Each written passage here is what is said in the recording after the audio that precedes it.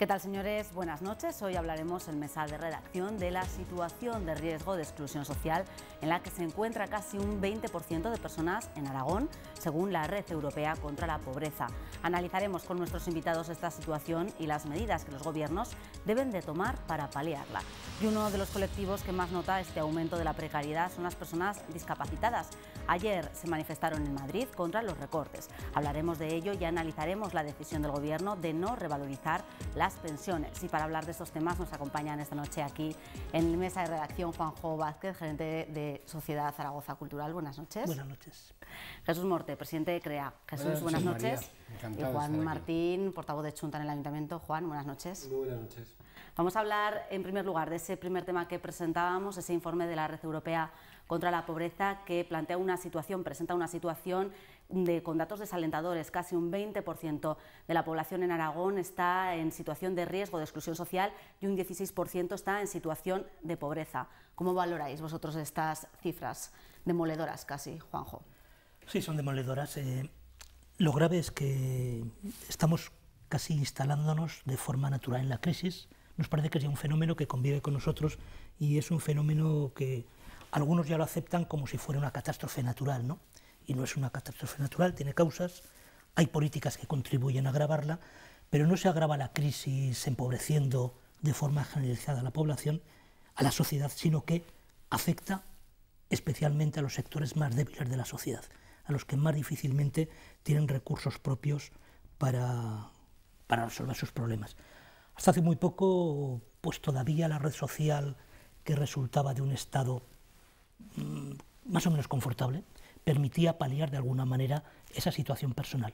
Hoy yo creo que no podemos hablar ya de riesgo de exclusión, sino de auténtica exclusión social, y lo que el riesgo sí que existe de que se produzca tal fractura en la sociedad que cuando realmente la solución económica se solucione, sin embargo, la situación social no se pueda solucionar. Que dentro de poco tiempo vivamos en una España muy diferente a la que hemos conocido durante estos 20 años. Luego podemos entrar en las situaciones personales, pero yo querría resaltar este hecho de que esta sociedad española no la va a conocer en poco tiempo nadie. ¿Vamos camino de una sociedad española diferente según este informe, según estos datos, como plantea Juanjo? Yo creo que este tema solo puede ser analizado desde un punto de vista, y es desde el punto de vista del ser humano al ser humano. No tiene que ver nada las ideologías, no tiene que ver nada las rentas, no tiene que ver nada la posición social que ocupe uno, solo desde el punto de vista del ser humano. Y en este caso así lo analizo yo, ¿no? A mí me da mucha pena que haya un 20% de ciudadanos de nuestra comunidad autónoma que estén al borde de la pobreza o en el umbral de la pobreza. Pero lo primero que se me ocurre decir es que hay un 80% que no lo están. Pues yo diría que ese 80% trate de buscar soluciones para que ese 20% se sienta más confortable en su propio domicilio, en su propia región, en su propio país, etcétera, etcétera. Y ese 80% debe ser quien con prontitud y además incluso con radicalidad obligue a las administraciones públicas a que esta situación se solucione lo más rápidamente posible. Este país y sus habitantes no pueden permitir el hecho, por ejemplo, en Aragón, que haya un 20%, 20 de cada 100, pero ciudadanos aragoneses que posiblemente tengan problemas incluso para poder saciar su sed o mitigar su hambre. Pero ¿en qué país estamos? Yo soy incapaz ni de dictar las medidas, ni de las normas, ni de nada. Pero lo que sí soy capaz es de, en ese ejército del 80%, pedir o imponer a las administraciones públicas soluciones para este problema que es gravísimo. Y eso que en Aragón estamos en ese 20%, pero que hay comunidades que todavía lo están pasando peor, ¿no? Andalucía el 38%. Juan, no sé cómo estarán 38 de cada 100, como decía Jesús. Sí, es verdad que muchas veces te pones a mirar las cifras y piensas, Virgencica, que me quede como estoy, siendo terrible las que tienes, ¿no? Porque hay otros que están bastante peor. Pero yo quiero discrepar de la posición que ha defendido hace un momento Jesús. Yo creo que sí que es una cuestión ideológica y que es una cuestión evidentemente de posicionamiento ideológico, pero no tiene nada ni de bueno ni de malo. Quiero decir, es así, quiero decir, la política en su más propia acepción del término, que últimamente no sé por qué todo el mundo se empeña en convertirla en un lodazal, y es verdad que tiene su parte de lodazal, también evidentemente forma parte de los problemas, pero también de las soluciones. Quiero decir, si no hay política no habrá soluciones. y es diferente. Yo creo que desde el punto de vista ético y moral que tú anunciabas hace un momento, desde luego no se puede más que compartir lo que acabas de decir, pero las soluciones son diferentes desde las perspectivas políticas de cada uno. De hecho, decir que hay un 20% de posibles excluidos sociales ya es una posición política, porque marca un umbral mínimo, y ese umbral mínimo es el que hemos estado defendiendo mucha gente, desde distintas posiciones en lo que se ha llamado el Estado democrático y social de derecho, es decir, que todo el mundo tenga un mínimo del que partir, que tenga una sanidad pública, una educación pública, un derecho a la vivienda, un derecho al trabajo, y eso es un posicionamiento político, plasmado en una Constitución que en este momento yo creo que no es que haga aguas, es que tiene tal cantidad de agujeros ya que evidentemente no sostiene ningún análisis. Entonces yo creo que sí que hay un posicionamiento político. Es decir, el Estado, las instituciones públicas, tienen la obligación política de proporcionar, para eso existe como tal, seguridad, educación, sanidad en términos de igualdad y de renta para todo el mundo que forma parte del Estado. Tienen esa obligación las administraciones, pero... ¿Me vas a permitir, María, que le diga a Juan que estoy de acuerdo con el desarrollo que ha hecho del tema, pero sin embargo tengo que decirte, Juan, que hay muchos ciudadanos en este país que no militamos en ninguna ideología, que no militamos. No significa que tengamos alguna ideología, que son cosas distintas. Y entonces, de la única forma que podemos analizar con cierta objetividad es desde el punto de vista del ser humano. Lo demás, por supuesto que sí, que la administración pública tiene la obligación de dar a cada ciudadano lo mínimo indispensable para que pueda vivir, completamente de acuerdo. Pero eso es política. Es que yo lo que quiero decirte es que... Insisto que hay muchos ciudadanos que lo podemos ver desde el punto de vista de los seres humanos, no militando en una ideología. Pues si me permites una distinción, y yo creo que estaremos de acuerdo. Una cosa es las opciones ideológicas y otra cosa es la política, aunque las opciones ideológicas y de la ideología forman parte de la política. Pero política es la manera que todos tenemos de administrar los recursos y repartirlos entre nosotros, de forma mejor, peor, con determinadas opciones. Entonces, que no tengas militancia ideológica en un partido político no significa que no te interese la política, porque es lo mismo de decir que vives en una comunidad de propietarios y que no te interesan las normas de gestión de tu propia comunidad, y cómo se limpia la escalera, cómo se reparten los gastos comunes. Eso es política. Pero no sé por qué, yo esta mañana estaba... Os voy a poner un ejemplo. Estaba estupefacto leyendo en una edición digital que un expresidente del Gobierno de España decía que el primer problema, expresidente del Gobierno de España del Partido Popular, decía que el mayor problema de España en este momento son los políticos. Pues es que me parece terrible que, bueno, viniendo de donde viene, pero que se digan ese tipo de cosas, porque hay miles de personas que se dedican a la política en todos los niveles, no solo en las instituciones o en los partidos políticos, en las asociaciones, en el conjunto del cuerpo social, de la sociedad civil, que hacen política, la mejor política, y en los partidos políticos, en todos, hay personas que se dedican a hacer política. Juan, yo hago política en mi puesto. Pues claro que sí, por eso digo que tu opción es política, no será ideologizada, no será partidista, pero es política. Y insisto, de esto solo salimos con política, no se sale sin política. Se sale solo con política y esperemos que sea la mejor política posible. Juanjo, ¿dónde toma responsabilidad de las Sí, administraciones? coincido con Juan que solamente le sale desde la política, pero además en un doble sentido, desde la política, porque además ha de ser pública. Comparto absolutamente que ese umbral mínimo de dignidad, es que incluso es de dignidad humana, debe defenderse desde lo público, fundamentalmente. Entonces, debajo del mensaje detrás de ese 20% de exclusión, de la lucha contra la pobreza, la labor, que es digna de alabanza, de las entidades sin ánimo de lucro que están apoyando, se está aceptando con naturalidad que esto sea así. Y esto no debe ser así.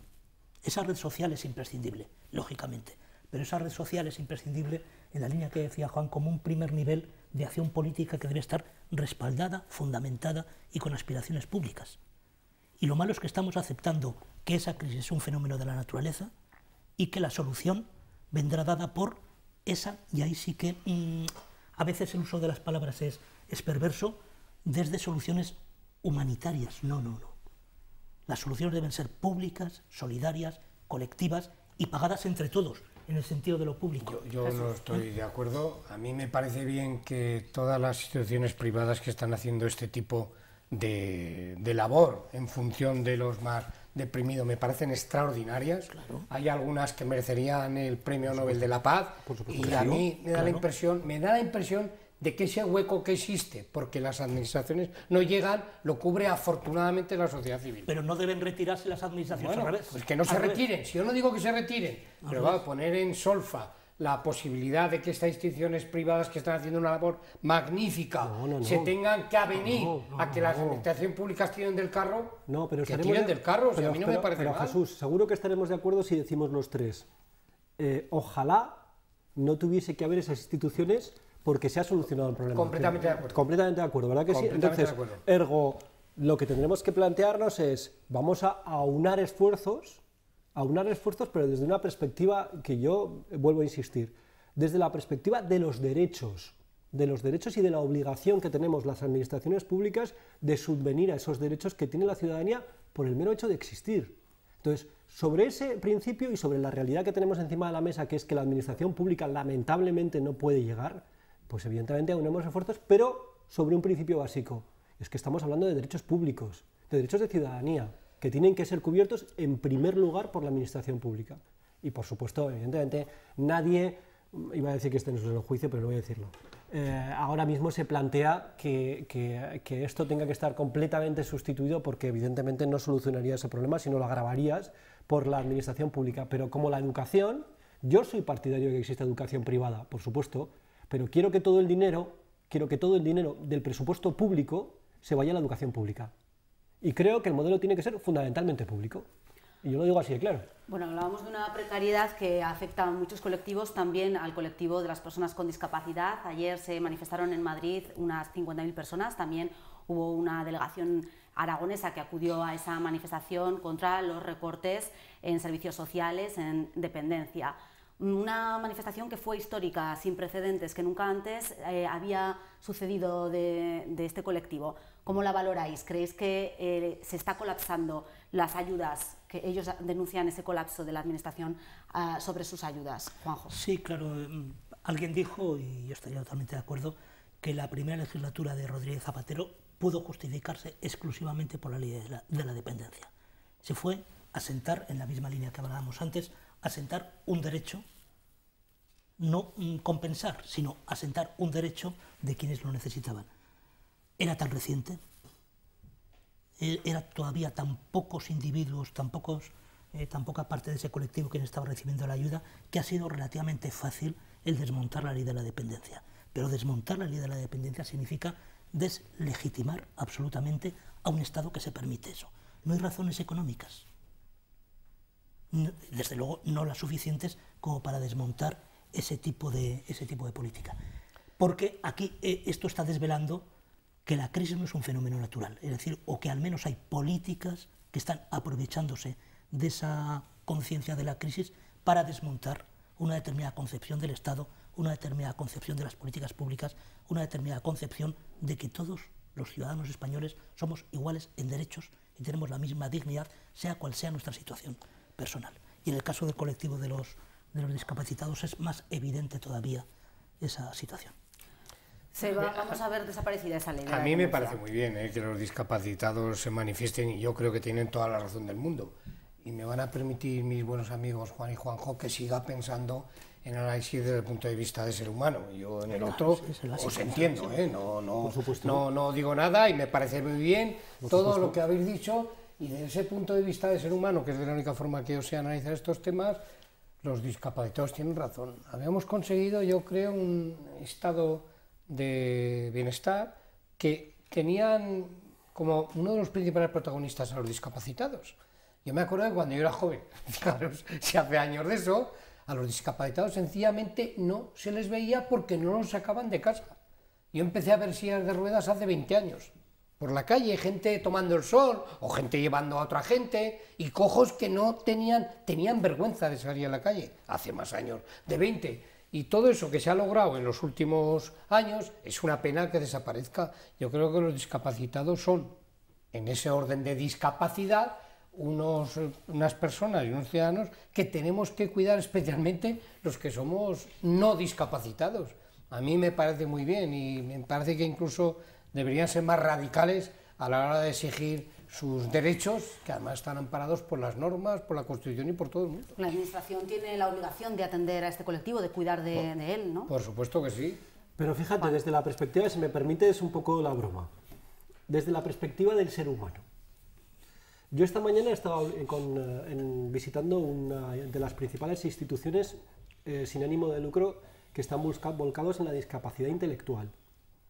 Y he estado viendo sus instalaciones y me he quedado impresionado de la labor que están haciendo. Ellos me decían, estamos haciendo esto. Más de 250 personas residentes fijos en su institución. ¿Vale? Se les anuncia un posible recorte por parte del Gobierno de Aragón, y voy a hablar de lo que siento más próximo. Por parte del Gobierno de Aragón, que hace que el próximo año, si no se mantienen las aportaciones que hace el Gobierno de Aragón, esta institución, solo ella, va a tener que aportar de su hucha 700.000 euros para poder mantener, 700.000 euros, para poder mantener su actividad. Mientras, ellos me decían lo que os voy a decir en este momento, mientras ven como el 20% del presupuesto del Gobierno de Aragón, o sea, como el presupuesto de las comarcas aumenta un 20%. Como ven, cómo se van 6 millones de euros a financiar una carrera de motos. Desde la perspectiva del ser humano. ¿Qué es más importante? Esto es una cuestión de prioridad política. ¿Es más importante mantener las aportaciones, aunque no crezcan, a todos los colectivos de la discapacidad física e intelectual, o organizar, y lo pregunto, y esto no estoy intentando hacer demagogia, estoy intentando comparar opciones políticas y estoy intentando comparar decisiones políticas? ¿Es más importante eso o financiar una carrera de coches? O de motos, no sé lo que hacen. Motos o coches. En Alcañiz, Motorland. Desde esa perspectiva, para no hacerlo con un sesgo ideológico, si tú quieres, ¿no sería mejor recortar el presupuesto, ya que está hecho ese circuito, para poder mantenerlo hasta el punto que podamos mantener las aportaciones a la discapacidad? Y eso desde la perspectiva del ser humano. No hay opción ideológica detrás de lo que estoy diciendo. ¿Qué es más importante? Entonces, evidentemente aquí hay opciones políticas. Ya te lo contesto yo, atender a la discapacidad. Claro, ¿no? ¿Vale? Totalmente de acuerdo. Pues, pero eso es una opción ideológica. Juanjo, Pero debería hacerse mayor esfuerzo por parte de los pero gobiernos. fijaos, no exclusivamente por el derecho que tiene la situación delicada de las personas que necesitan la ayuda o de las entidades que lo soportan, sino porque lo que ponemos en riesgo es la cohesión social del conjunto de la sociedad.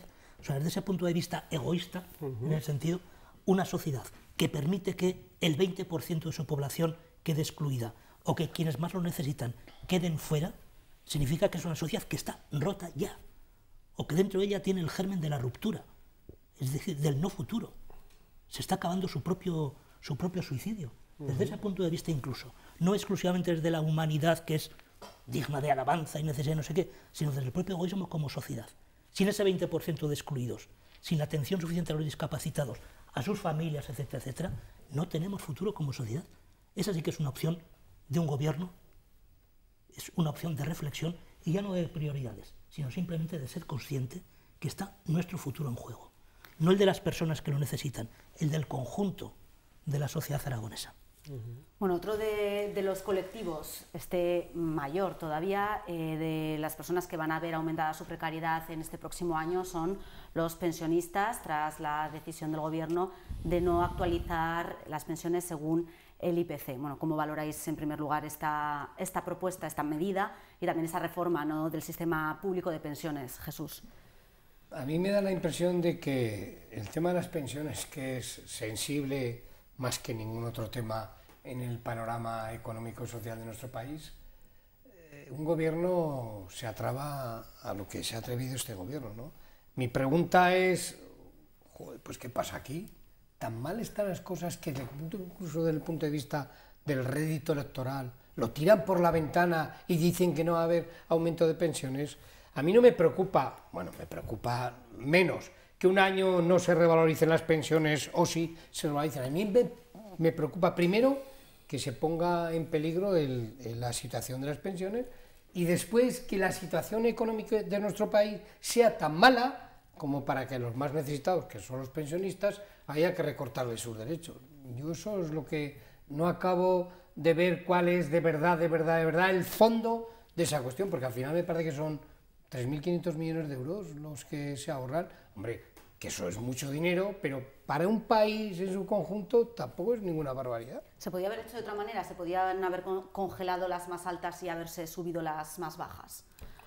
Juan.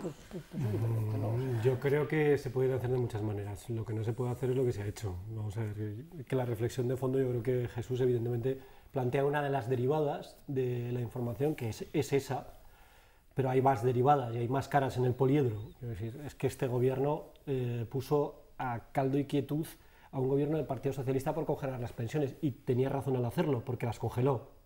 El Partido Socialista las congeló. Pero claro, no puedes tener la poca vergüenza de estar diciendo que tú no lo vas a hacer, que llegue el momento, por una cuestión de prudencia política, que llegue el momento, estés mareando la perdiz durante semanas para terminar no congelando, sino reduciéndole las pensiones a la totalidad, más a unos que a otros. A mí me parece que es una cuestión de legitimidad democrática. Es decir, no puede ser que este gobierno haya mentido hasta el susum corda, y lo digo así de claro, para llegar al punto donde estaba. Porque o bien eran unos auténticos inconscientes cuando se presentaban a las elecciones, o bien eran absolutamente conscientes de que no podían mantener ni una sola de sus promesas. Y lo cual es de una gravedad tremenda en los dos casos. Y luego está la derivada más importante de todas, y es que en este momento un 20% de esas personas que estábamos hablando antes, ese 20% del que estábamos hablando antes, en buena medida se está manteniendo exclusivamente por las pensiones de 400, 500, 600, 700, 800 euros de sus padres y madres. Entonces, Juanjo hacía una reflexión hace poco que podía parecer más o menos apocalíptica, pero es que es absolutamente así. Quiero decir, en las decisiones que se van tomando desde las administraciones públicas van teniendo un efecto acumulativo de bola de nieve, que van generando un efecto de arrastre, que van haciendo un efecto de engorde, y en este momento la desesperanza social se centra en que no se ven alternativas, y que las únicas alternativas que se ven son de mayor recorte, mayor empeoramiento de las condiciones económicas de las familias y ausencia de futuro. Y eso lleva a donde lleva. Todos estos sacrificios que los que estamos hablando servirán para, Juanjo, para cumplir ese déficit que nos está ocasionando estos recortes también. Además me puedo permitir, porque en mayo del 10 ya me sorprendió, y como a tantos y tantos socialistas, la medida que adoptó el gobierno de congelar pensiones, y alguna otra más, pero esa parecía que era la más significativa, y 2 años después aquello no sirvió para nada. Es que 2 años después ha habido sucesivos recortes que han ido empeorando hasta los propios indicadores que torticeramente utilizan los economistas de cabecera de este gobierno. Es decir, la prima de riesgo, no sé qué, es decir, eso no, por ningún sitio se mejora. Es decir, son recortes que no conducen a nada, excepto a ver en la calle, y ahora sí que, si me permite Jesús, utiliza sus latiguillos, fijándose en la cara de la gente, viendo el lado humano de la noticia, ves por la calle solamente cara de desesperanza. Sí, así es. De desesperanza, de decepción, ya no caras de lo que hablábamos años atrás, de desconfianza de la política, no sé qué, no, de profunda desesperanza hacia el futuro personal y colectivo.